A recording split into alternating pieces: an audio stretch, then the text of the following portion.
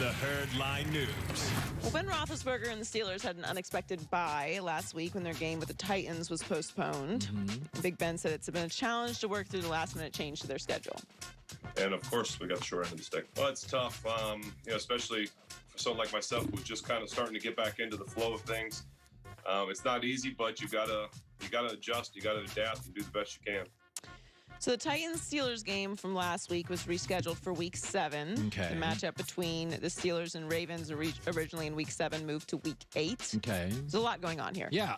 Patriots-Broncos moved to Monday, 5 Eastern. I love that. 2 Monday night games. That's great. Awesome. No new positive tests from the Patriots today, which is good. And the team is holding virtual meetings instead of practice today.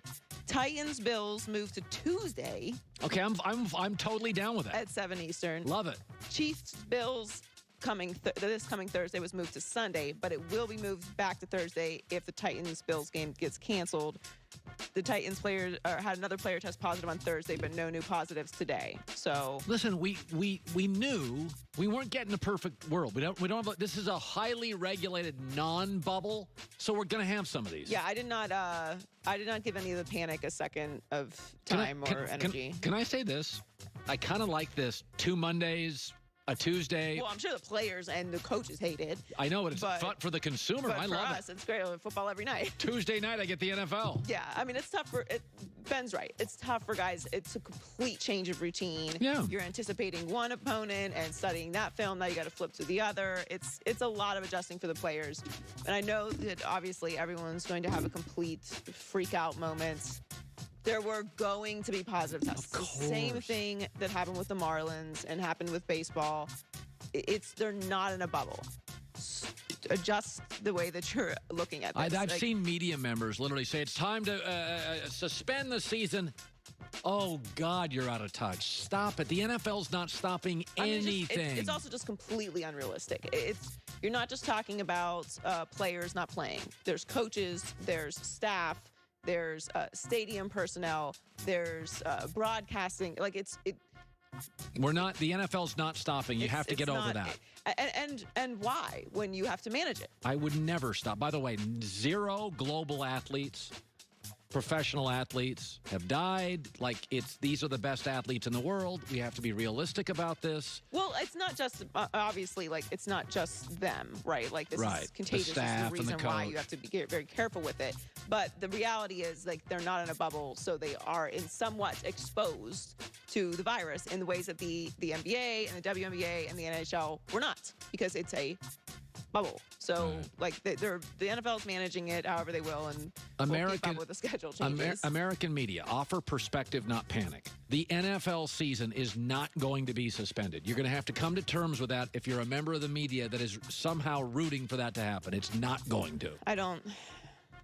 I don't have time for unrealistic conversations. Yeah, let's talk grown-ups. Yeah. They're not going to suspend it. We're going to have probably a game a weekend moved around, maybe 2. It's unfortunate, obviously. This is not what anyone wants, but I like to function in reality.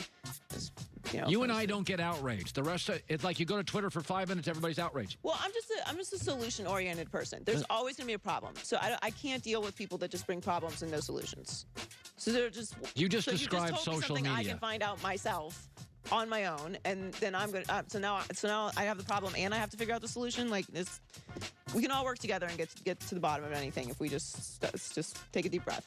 We'll figure it out. So the Dodgers completed the sweep last night, beating the Padres 12-3 to win the series 3-zip. This is the Dodgers' 4th trip to the NLCS in the last 5 years. They look for their first World Series championship since 1988. Yeah. Manager Dave Roberts says he believes this is the best team that he's had in his 5 seasons with the Dodgers, and they will face the Atlanta Braves, who swept the Marlins. In the divisional series, when the NLCS begins next week, the NLCS will air exclusively on Fox or FS1. And the Astros will face the winners of Yankees-Rays in the ALCS. Well, they added Mookie Betts to a loaded team. They led baseball in homers and ERA. I will say this about San Diego. Tatis, Machado, Eric Hosmer, they've got talent. A really fun team. Yeah, Padres have real star players. They're not going anywhere. Winner-take-all Game 5 tonight is between the Yankees and Rays. Oh, boy. Who are the network execs rooting for? Goulet, Game 5 tonight. What do you think? I'm feeling a lot more comfortable with Garrett Cole pitching for the Yankees because their whole plan is win the games he starts and hope you get lucky in the ones he doesn't. Finally, the Heat and the Lakers play tonight, and the Heat's run to the finals as the 5 seed has been very impressive, and many in the league believe that this is just the beginning in Miami. According to the Ringer's Kevin O'Connor, NBA execs believe the Heat have become the league's top destination for the next star with a wandering eye. They're positioned to acquire virtually any superstar that's on the market. They could create max cap space as soon as this offseason. Why? If they renounce the rights to Goran Dragic or Jay Crowder. I don't know if it's nothing against Milwaukee, but if I'm Giannis, I get Tyler Hero and Duncan Robinson. So I get 2 great shooters and a co-star. And Bam. And an aqua water, and I can live in a high-rise condo. And Pat Riley. I don't even understand why I would think to. I mean, I know everybody's into this loyalty thing. Loyalty doesn't exist in professional sports. It just doesn't. Well, I think, actually, the Heat are one of those organizations that I would say is actually quite loyal. Like they bring people up within their organization. Eric Spoelstra is a perfect example of that. Udonis Haslem, Alonzo Mourning. People are increasingly less loyal the more options in life they have. You got to come to if you're like guys bragging about loyalty, you don't have a lot of options. Well, I mean, when it comes to Giannis, is obviously the main star that everyone is. I would go to Miami over the Warriors. I understand.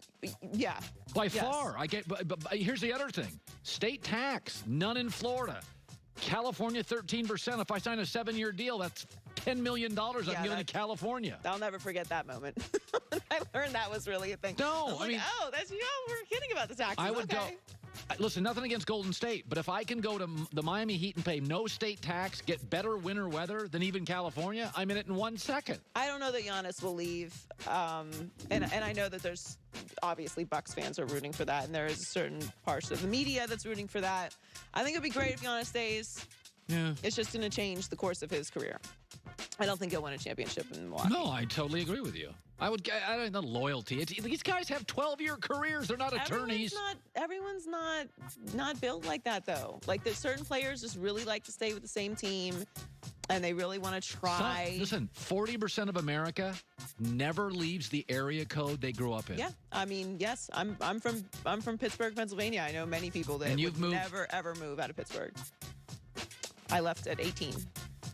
And then you went to Miami, and then you left there at what, 28? Yeah. No, 29. And you came out here at what? 29. What are you, 33? Mm-hmm. Yep. Wow. I've been here almost 5 years. You're young. Thank you. You have quite a future.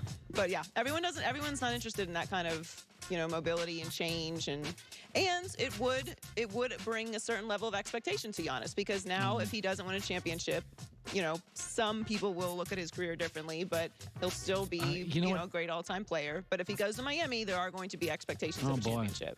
By the way, there are expectations now. Win more games in the playoffs. Sure, but I mean, no one's outraged that Giannis is not in the finals.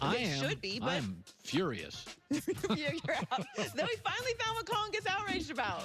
Giannis is not winning enough. I can't sleep at night. Joey with the news. Well, that's the news. And thanks for stopping by.